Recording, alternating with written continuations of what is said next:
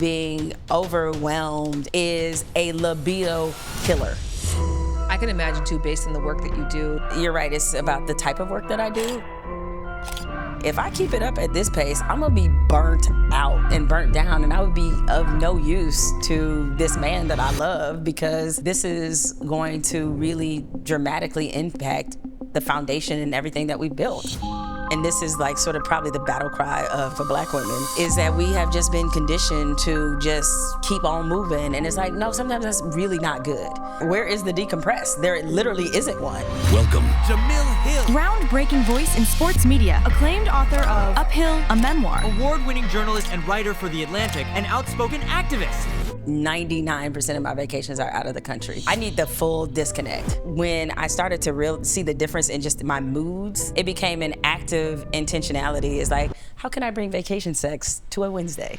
When I tell you that sex was sexing, okay? And I'm like, who am I right now? But do you think that there's a direct correlation between the pleasure you can receive and the mindset that you're in? You saying that just made me have an aha moment, because I actually never.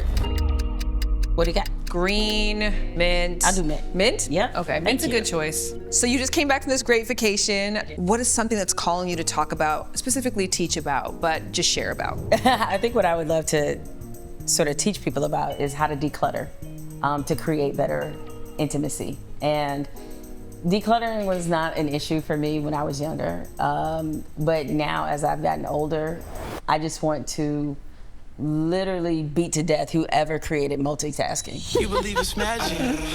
But as women, like, we find ourselves trying to juggle so much that we wind up paying attention to nothing. And so, decluttering yourself is a must if you want to create, I think, real intimacy. Oh, you got it like a real teapot. Like, you're not playing no games over here, okay? No, decluttering, it's almost like we have to do mental spring cleaning. Every day. Every single day you have to spring clean your mind so that you can be a present partner, a affectionate partner, a loving partner. Because I refuse to have one of those marriages where life just happens.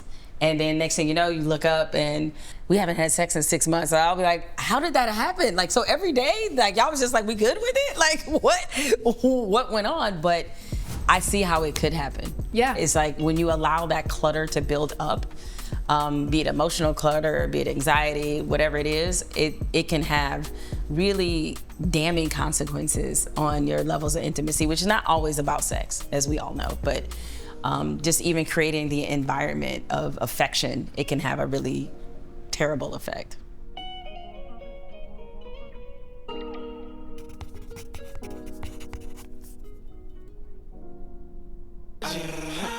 99% of my vacations are out of the country. I need the full disconnect. I'm not watching TV, I'm not doing any of these things, I'm not keeping up with the news. Like, I need a full-on disconnect.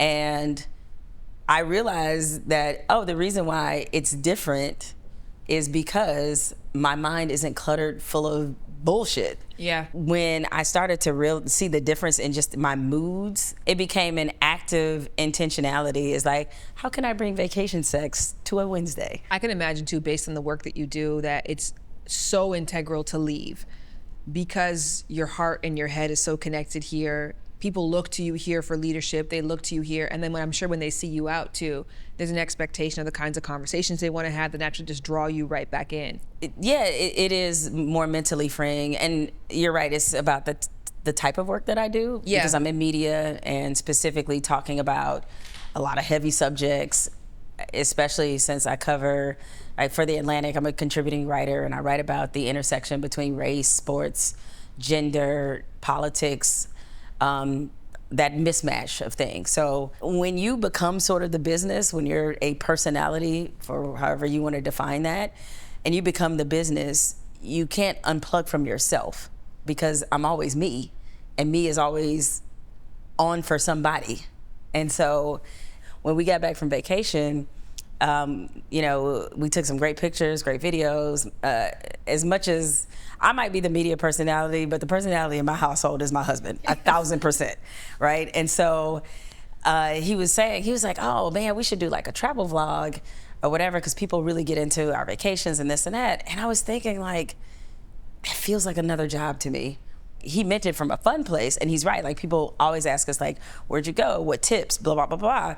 And I'm like, that feels like a job to me, because I already do that with the rest of my life. And so I find it harder when you're in this line of work to figure out where that line is between where the persona, and not that I'm a different person, but where the persona that has to be on all the time begins and where you yourself began.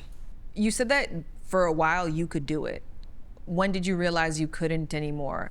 You know, I guess as I got more known, it became a little harder, because being a little more known, your responsibilities change. The demands change. What people require of you changes. And so as a result, more kept being added to the plate. And there were days where I was thinking, like, man, if somebody asked me to do one more thing, I'm gonna choke somebody out, like, right? And I also suffer in silence. That is, one of my friends called me that. She was like, "You just suffer in silence." I was like, "I do. Why?" Like, so I absorb a lot, and I think women kind of do this in general. We make the hardest shit look easy, and that is both a superpower and also kryptonite. Because we're making it so easy, people have no qualms about having the audacity to ask us to do shit. Yeah. As these demands became increasingly higher, I saw that, like, if I keep it up at this pace, I'm gonna be burnt out and burnt down, and I would be of no use to this man that I love, because this is going to really dramatically impact the foundation and everything that we built. And so it was not the easiest realization, but one thing I love about marriage is, like, marriage is a reflection. And so through the other person, you can see, like, oh, that's where I need to get better. Oh, that's where I need to do this or that. And adjust. I love that, because a lot of people get to that place of feeling like they have to say yes to everything and everybody, especially in a work capacity or in a family or a friend capacity. And when you said, if somebody asked me one more thing, and then I thought of the romantic partner who reaches across and is like, "Hey, babe, do you want it?" And you're like, "No." Right.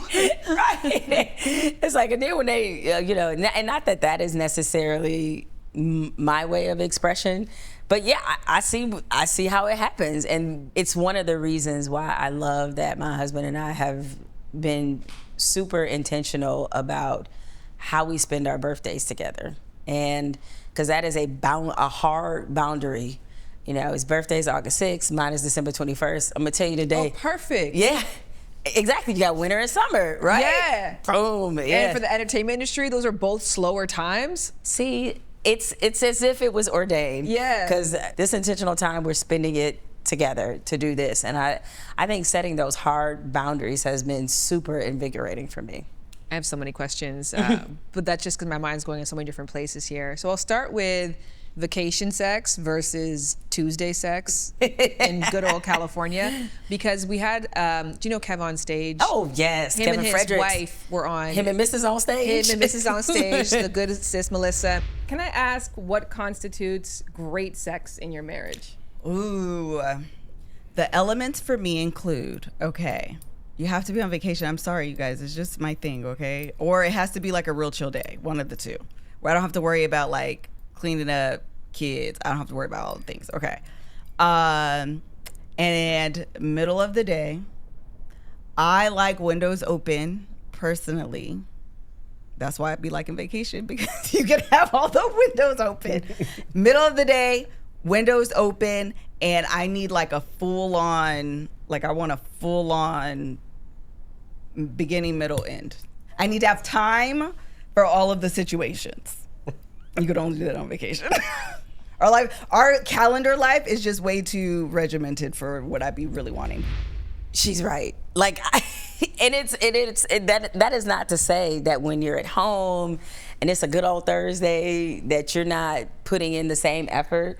I certainly am, but it's just something, I don't know. We just came back from Santorini, right? And it was one of the most beautiful hotels that we've ever stayed in. Cavatago, I think is Cavatagoo.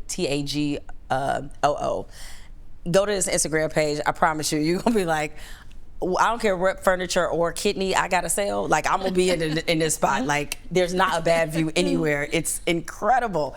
And because of the view and the whole atmosphere and this and that, it was like, when I tell you that sex was sexing, okay? And I'm like, who am I right now? I mean, I know who I am, and it's not like I'm not generally, a pretty open, adventurous person. But Melissa's right. It's like there's something about how being overwhelmed and thinking about, okay, I got to do this, I got to run here, I got to do that, I got to make sure that's in on time, I got to return this email or whatever, is a libido killer. The couples that I know that wound up breaking up, while, you're not saying that sex makes the relationship necessarily, but when that goes away, that is like a real symbol that things are in a bad place. And so I find that being proactive in these things is a way that you can kind of stave off, some of these things that happen that can ruin a relationship. So my forever sort of goal is bringing vacation sex to the Wednesday. And so, yeah, like, I mean, it's certainly, possible through like little candle lighting, little bath taking, like, there's plenty of things that you can do. But the vacation sex reminds me of how I need to apply this in my daily life, more so. I am so, I'm stopping myself from asking a million questions about this trip. Like, well, what did you say? What did you do? What happened on this thing? Because I'd like to know. Maybe I'll ask you afterwards. All I can say is, because I don't know that I could go past like swimming pool beds or whatever that are out there, like that you see at like resorts and stuff, without blushing. That's all I gotta say. I was like, I'm gonna blush every single time. I was like, we have a pool in our backyard. I was like, yo, we need to get one of these for the backyard. That's so hot. What specifically, like, what is your routine for decluttering on a Tuesday or on a Wednesday at home? Because I do think it's so integral to put that buffer between between roles. And especially for people who don't have a long commute home, sometimes the difference between being on and being off and being in love is boom bap. So yeah, what do you do to get into that a headspace where intimacy is even possible? You saying that just made me have an aha moment, because I didn't even think about that as part of this process. So both my husband and I, we largely work from home. I have an office. My office is 15 minutes from my house. So like you said, that decompress never happens. So even if I'm at the office all day, I got like 15 minutes and then I'm at home. I think, especially now that we are more of a remote work society, I think that's probably a significant issue. Is like you're gonna go from like your office or the second, or your second bedroom. Like where is the decompress? There literally isn't one. And now that I'm thinking about it, probably my decompress is cooking. That's probably why I enjoy it so much. We never had that conversation when we got married, or even when we were dating, about, okay, your role is gonna be this, it's gonna be this. It just sort of happens organically. The role I never would have ever anticipated I would have would being the one who cooks most days. Never would have guessed that. And I just sort of started it. And then as I was starting it and doing it, I realized why I like it so much is because that is my decompression. Is that I'm in there trying to think of like, oh, creatively I can do this and do that. Because I do have a routine. It's like I cook. I watch Young and the Restless. That's another way I declutter. I can sit there and chop my vegetables. I'm like, I got a chopper. Like, I don't do that, right? I was like, let me not oversell it. I'm like, I put my vegetables in a little chopper thing, and I'm like, what? Sharon got another baby on the way? And so it's great for me. So we eat together. At our, we sort of have like this kitchen, bar or whatever. And so we eat there, we talk about our days, and the decluttering is happening through routine. And so from there, we have our shows that we watch. So it's like more decluttering. So by the time it is time to go to bed, it's like mind fully emptied. So I just now realized that when you said that, I was like, oh, what is my routine? And then I just thought about it. Oh, it starts with cooking. I love that. Does that mean that angry sex, spontaneous on the go sex, sex at a movie theater, like those things are out? Lovers, taking a brief pause, do a little survey. What is your favorite time of day to have sex? Are you morning, afternoon, night? Now, regardless of your answer, what we all can agree on is that what's most important is that everybody involved shows up with curiosity and confidence. That's why I'm proud to share this episode is sponsored by Ro. Now, I'm not a real Ro user myself, but I'm excited to see if Sparks is right for you. Or you.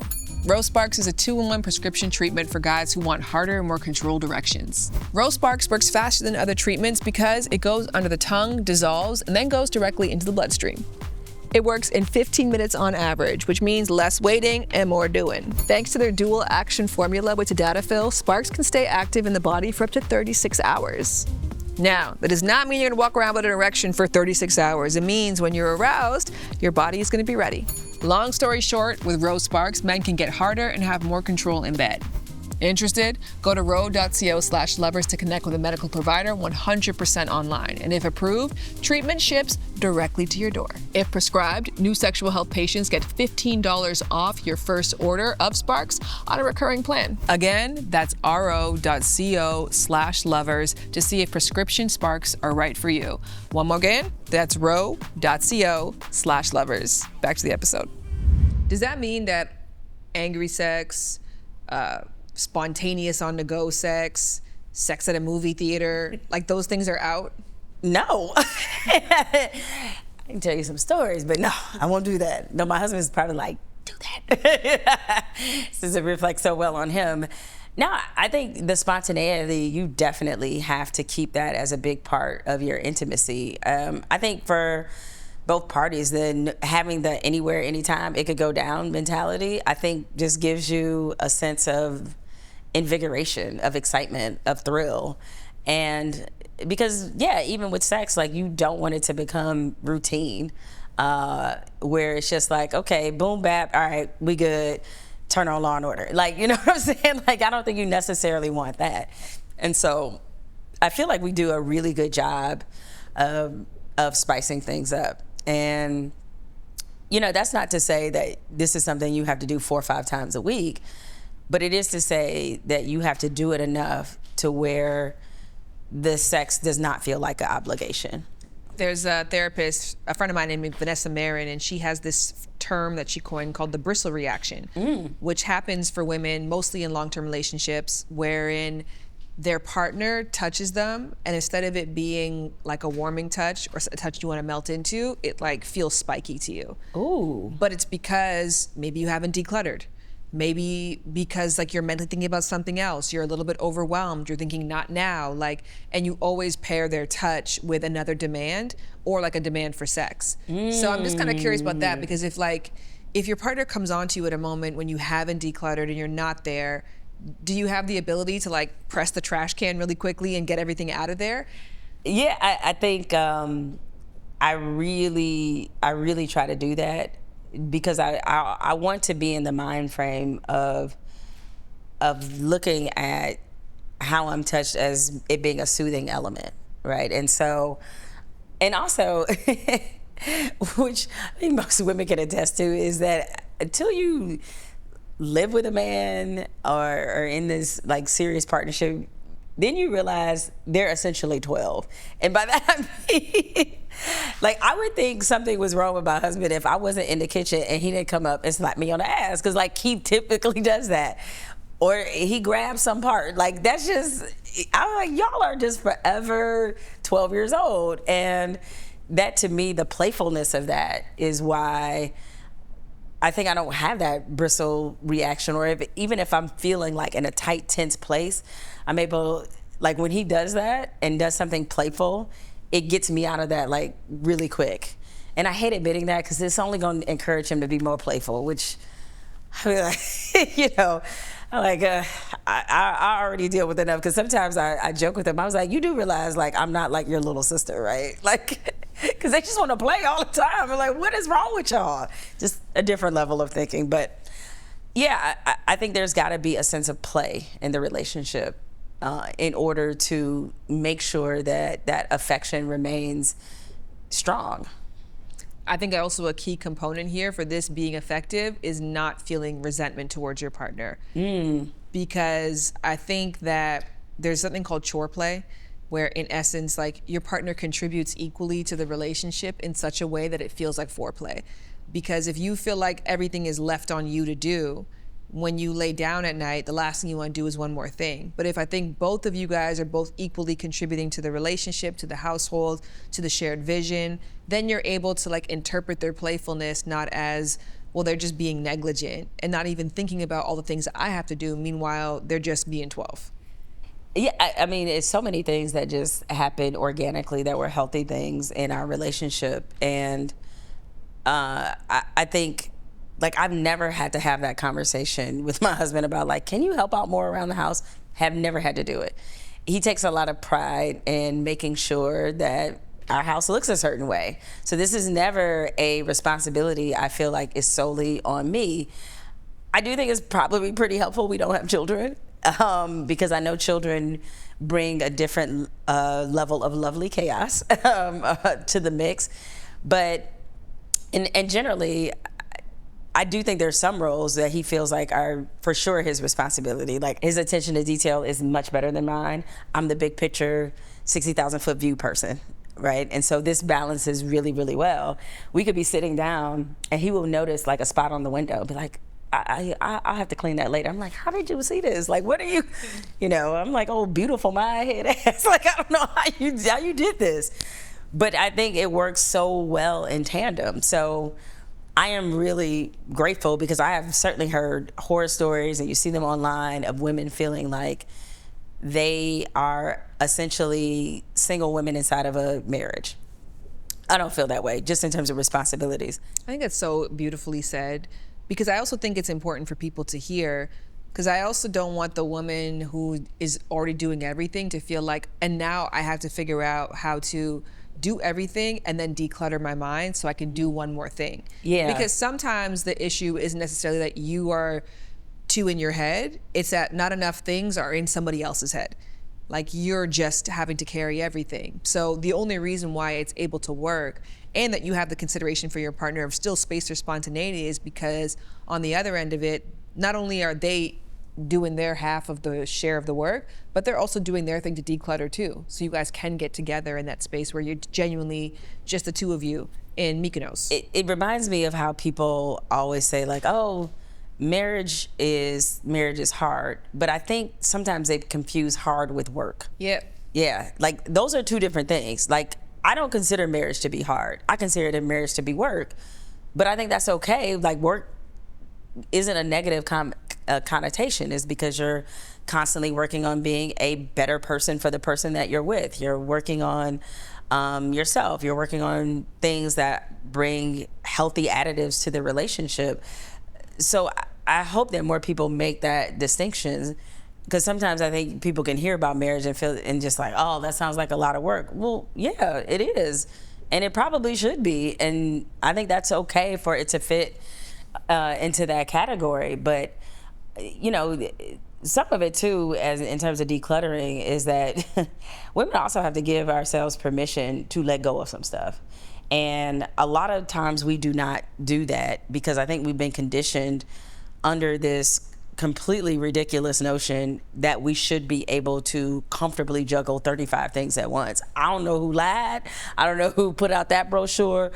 But again, they can burn in hell. And so it's just like, no, we actually don't have to do that. And so a lot of times the other person isn't even putting pressure on us to carry those things. We are doing it ourselves. Like, we are our own op, and we got to stop doing that.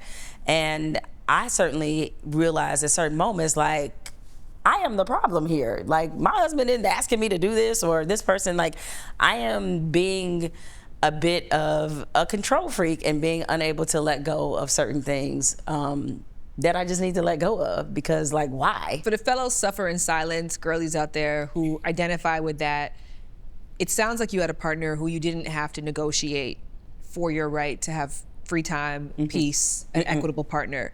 But were there certain things that you had to realize, like, oh, I can ask for that? So one of the great in tandem parts of our relationship is I am suffering silence, and he is, if I feel it, I'm saying it, right? And that is like, I don't ever have to worry about, anybody who deals with this man does not have to worry about where they stand. They will know, okay?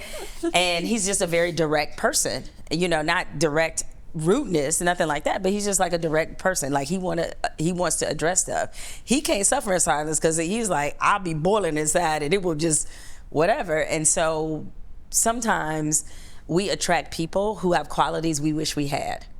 And that has been a real growth opportunity for me, is that being more vocal about how I'm feeling. And it may sound ridiculous, especially for somebody who's in media and whose job is to talk for a living. Like, so you got a problem talking in your relationship? Not that I have a problem talking, but I think I'm so used to brooding and marinating on stuff that inside of a relationship, my communication skills were not as good as I thought they were. Yeah.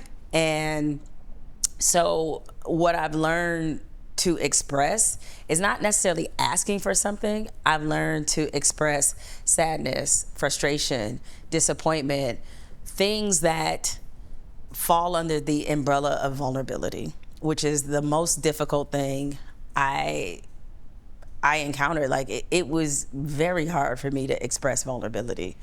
And this is like sort of probably the battle cry of a lot of women, battle cry definitely for Black women, is that we have just been conditioned to just weather it and figure it out and just keep on moving. And it's like, no, sometimes that's really not good.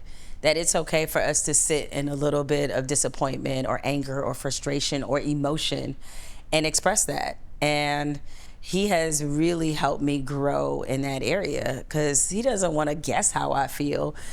Because he had said to me once, he was like, you realize how close to the vest you play things? He was like, I would not have any idea what's going on, like what you're thinking. And I was like, really? I feel like I'm being so transparent. And I realized, like, actually I'm not, And so I have become a lot better, could be even better at this, but I've become a lot better when I'm feeling something, like saying like, oh, like I recently had a career disappointment.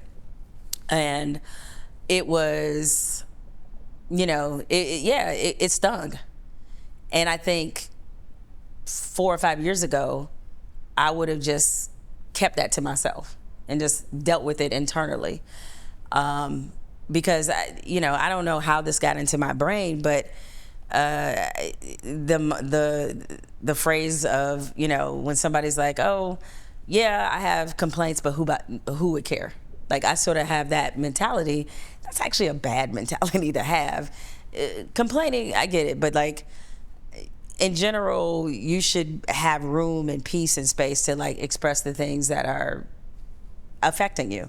So when this career setback happened, I was just like, I told him, I was just like, it stings. And right now I just feel like I have a lot of self-doubt about this. Like, this is something that I didn't expect, that's making me doubt myself, and it just feels like a L. And I'm telling him all these things, and he's being a great listener, and gave me some good perspective. And I generally felt better after I told him how I was feeling, and mostly I actually felt proud of myself for being able to say that to him, because sometimes I don't ever, complaining about your career, to some degree, in my mind, I was thinking like, man, this feels I feel like a little bit like a jackass complaining about that. And I don't know where I got that from. I'm just like, all right, it's my career. It's like, it's not like I'm, there are people going through far worse. And so sometimes you can convince yourself to stay in that suffering in silence. And so. Sometimes it feels like being embarrassed twice. Yeah. Yes, it does. And I already was reeling from it, and it was already stinging, and then now I got to talk about it. But it was really helpful and beneficial. And so one of the things I have loved about our partnership is just that it's made me be more vulnerable.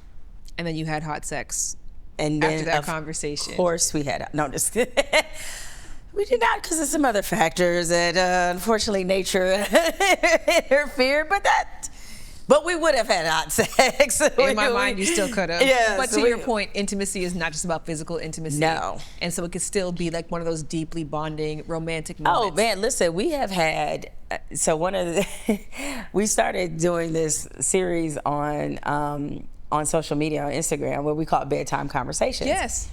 So let's say you out and about somewhere and you see the significant other of a close friend. Let's underline that part, close friend. You see them out, maybe cozied up with somebody in a situation where they doing something they not supposed to be doing with somebody else. You telling or nah? I'm running up on them like cheaters. Hey, this is All right, what? Joey. The whole impetus behind that is that these are like the intimate conversations that we have, which I completely agree with you, which often is like a verbal foreplay. Yes. Right? That leads to like, oh, we just had this like amazing talk about this or whatever. And I'm like, I'm feeling spicy now. Like, you know? So those totally, coincide. I love that sort of, I don't know if you call it spontaneous intimacy, but that's what it makes me think of. It's like, yeah, when we started this conversation about this subject, I didn't expect it to lead to this, but that's like sort of the beauty of the spontaneity. I love that we covered declutter and then also decompress, which are different, right? But both equally important. There is advice that women often get that I never hear given to men. So sometimes I feel like I buck up against it, but you might change my perspective today. That if you're having a hard time orgasming, it's because you're too in your head. But I'm like, maybe you're just not being stimulated properly. Ooh. Like, why do we immediately go to a woman and go, if you're not experiencing pleasure, it's because you're not letting go, you're not in the moment, versus, well, maybe your partner is not actually stroking hit the spot. Yeah. But do you think that there's a direct correlation between the pleasure you can receive and the mindset that you're in? 1,000%. And this is something I think men probably don't get is we go through, I can't speak for every woman, but I think a lot of women, we go through moments or times or stretches where we kind of feel unattractive. I don't know sometimes where that comes from. To be even more candid, for me as somebody who is approaching a milestone birthday and at a point where I'm sort of flirting with that perimenopause, I don't know where, I'm almost afraid to think about it too hard about like, what is this body doing? I don't know what's happening. But I get why, a lot of women, as you're going through that or you're flirting with it in some ways and starting to recognize some stuff, I get why it makes you feel unpretty, as they say, because you feel like your body is fighting you.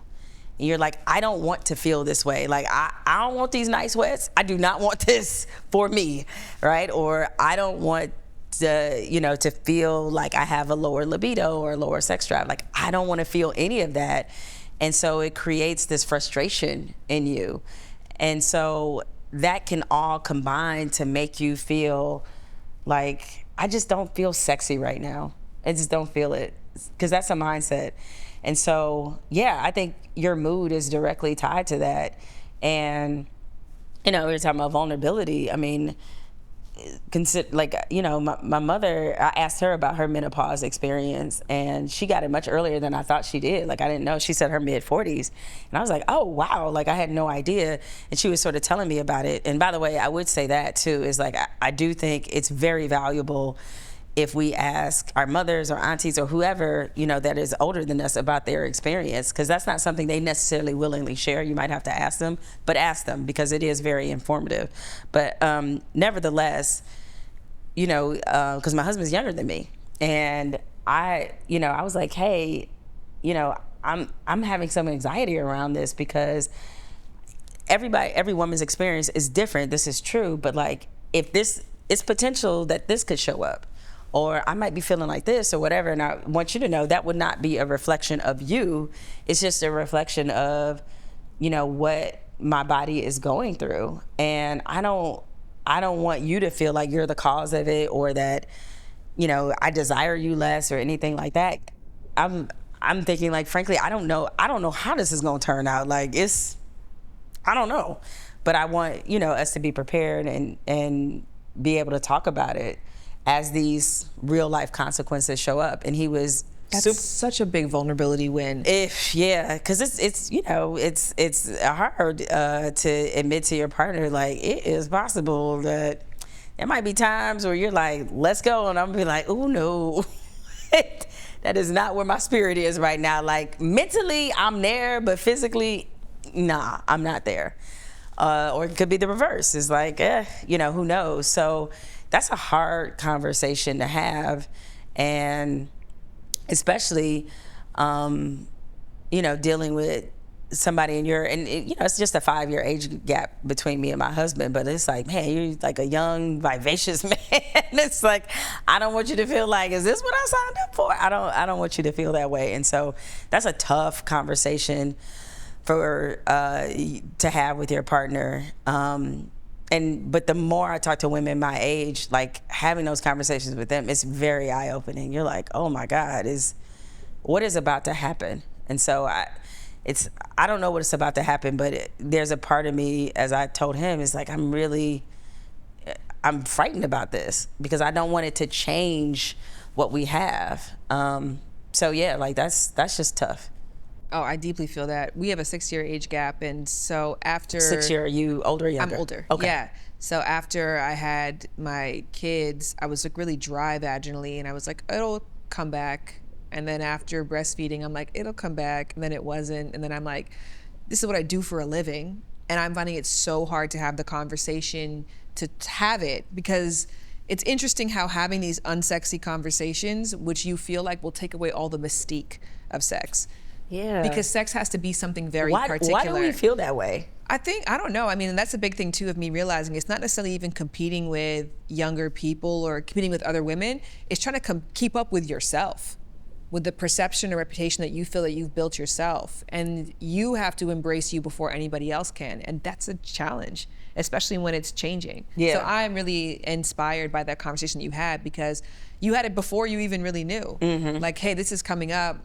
I'm starting to feel the beginning of it. I'm not there yet, but when I do get there, I want to get there like this with you holding hands. Correct. And I don't want this to have, what can be a pretty hard impact on our sex life. Like but there's just some realities, like, I'm not gonna be able to fight. And, there might be times where I'm fighting for my life that I want to be able to communicate that to you, and and not make sure that we don't ever veer off into some space of resentment because of it. Absolutely.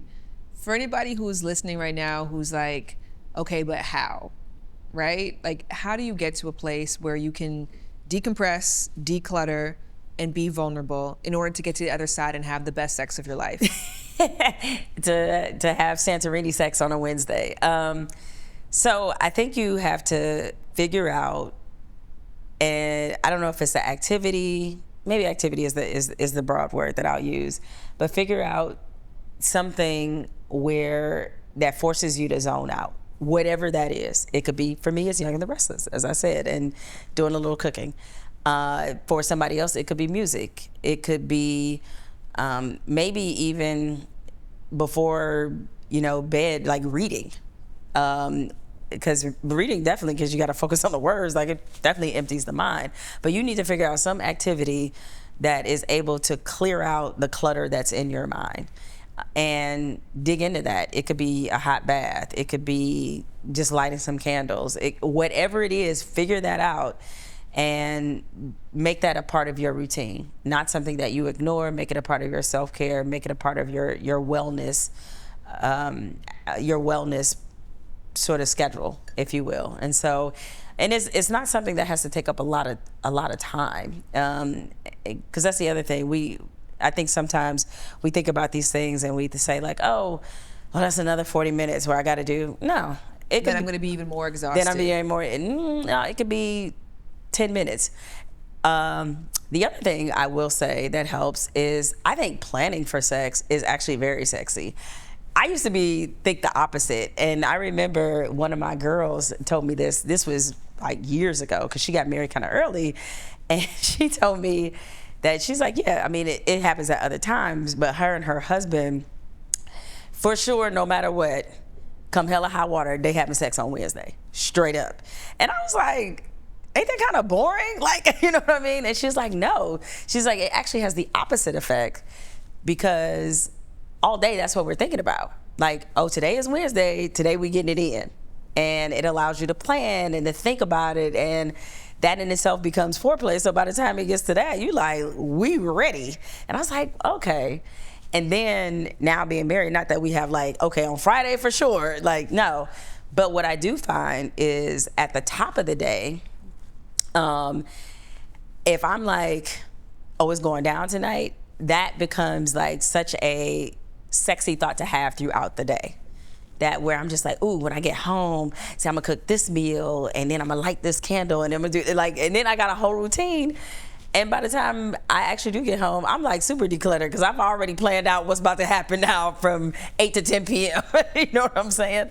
And so I think that part actually works. It's like when you plan for it, or you organize it a little bit, it does not take away from the spontaneity that you feel. It, to me, adds to the sexiness of what you're doing.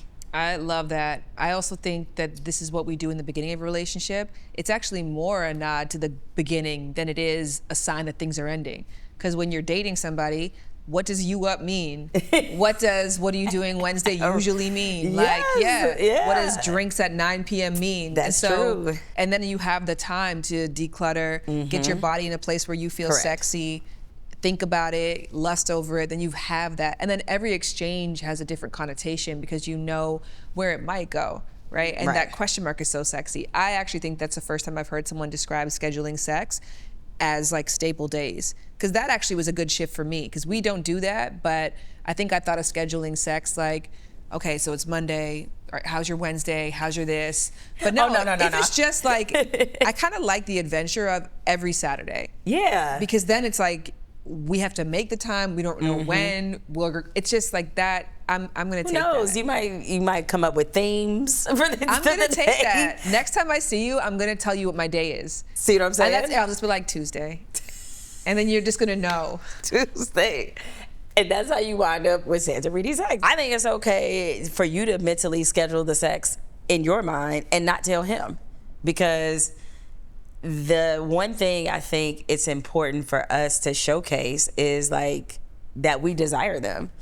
Because I think the dynamic of men and women is like men having to always show the desire and put forth the initiative. And I think most people probably know inside of a relationship how much men love it when we take the initiative. I also think it's important to not always have sex at the same time of day. That is very important. Good little afternoon romp will go a long way, especially for those of us who, in their older age, finds themselves fighting for their life at like 11 p.m. Like, I was like, who am I? Like, what happened to me? Just be able to stay up to 1, 2, no big deal. At 10 o'clock, I'll be like, please, you know? And so I'll be totally down for being like, okay, all right, like he gonna get it at 1 o'clock and he has no idea. And yeah, and I would also say sometimes saying yes when they don't expect you to say yes. Because my husband used to have this running joke that, you know, because he works remotely at home and the field that he's in, they have these conference calls that are constantly going on. And so they have like these 15-minute breaks, you know, usually he sets the breaks or whatever. And so if I was at home, he would, you know, I'd be in our room or somewhere and he'd be like, you want to get in here real quick? I'd be like, whatever, boy. Like, oh, you know, I just always would like just dismiss him because I'm like, he's kidding.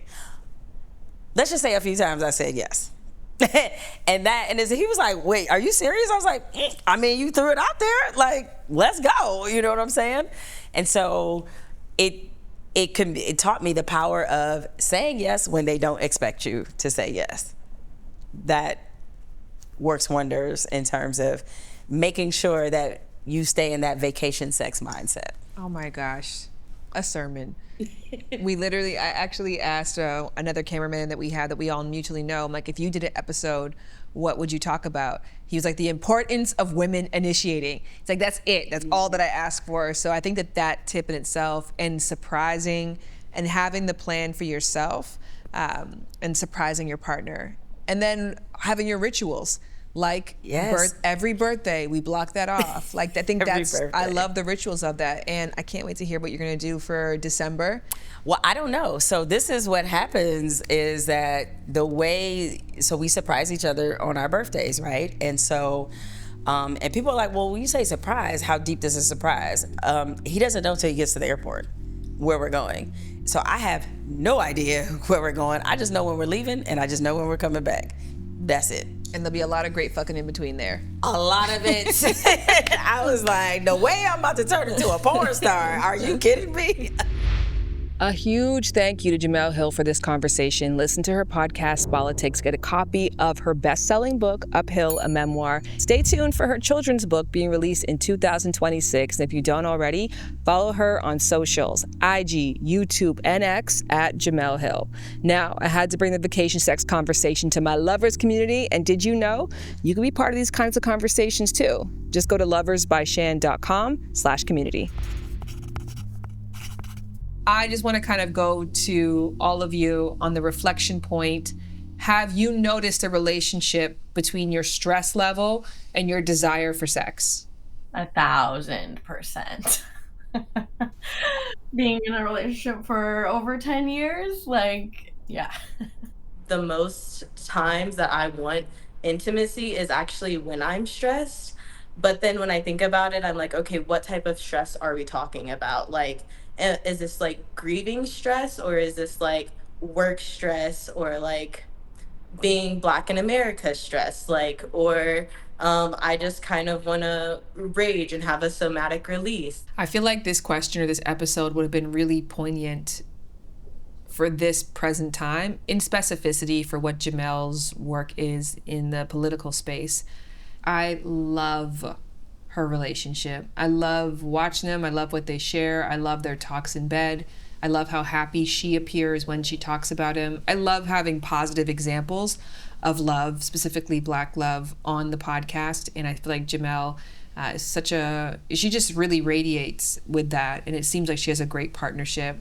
And it does feel like it's kind of like, well, talking about those, but she actually just put up a post today that was like, how do you know that your partner wants to have sex with you? Like, what do they do? So it actually is like an area that she's entering into. So I thought that, I love that people are bringing their full self in unexpected ways, especially when you have something inspiring to share. I wanted to ask Dominic on the question as our male representative, as our penis card carrying owner, because there is obviously Jemele, who's a woman and is mostly speaking on behalf of women and the stress that women experience. I've done a few campaigns before around erectile dysfunction, and I happen to know how much stress can be a massive obstruction, not only for men getting in the mood, but for getting hard. So we often don't really think about that for men, and sometimes even the stress of getting hard is what prevents you from actually getting hard. But speaking on from a male perspective, how tightly linked do you think stress and libido are? Incredibly. I know, speaking for me, like, I've had situations where I avoided the whole sexual encounter because I didn't feel like I was going to be able to perform or get erect at a certain point in time. Or maybe I feel, I'm more in tune with my body. Maybe I feel like maybe I'll come too fast.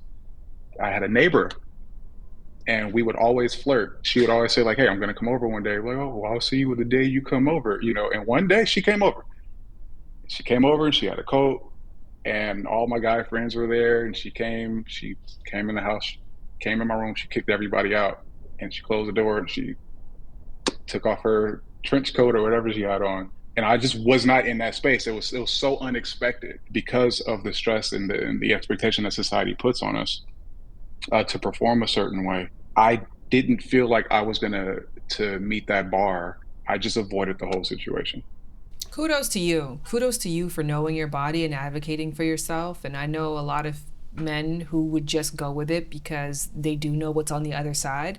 So I just want to applaud you. Very hot story, and still a hot story. It's still a great story, even though it doesn't have the stereotypical end. It actually still has a really happy ending though, so I'm happy you shared that. I want to have that reflection point with all of you. I know when I did the episode with Kevin on Stage and his wife, and they were talking about the importance of vacation sex, which I don't really know why, because I didn't really feel like it hit for me. I was like, oh, I feel as we could still get there. I feel like whatever I thought. But now that really, really hits for me. I wrote in detail about the last vacation that we went on, the little, trip to Palm Springs, and like all the great sex that we had. So I still do think we're able to get that at home, but I wonder if anybody else is at the phase in their relationship where they start noticing that vacation sex is different. Vacation sex is like amazing because you get to plan it. As a kink educator, I know for me, like my most exciting vacations is going to kink conventions because I know I'm going to run into a bunch of new people. I'm going to get to meet a bunch of new people. I'm going to learn a lot more things. Speaking to your point, Shan, has anyone ever had bad vacation sex? Camping. There's no way that you guys don't have great vacation sex stories. I think what's happening is that you're feeling shy right now. So let's fix that. We're going to end the taping for all of my lovers. Thank you guys so much for watching this episode. Please come back next week. I kind of say something I haven't said in a long time. Rate and review the podcast. Give it 5 stars. That makes such a big difference. And go to loversbyshan.com if you want to learn about the community, newsletter, and so much more. Okay, I'm going back for the stories. Bye.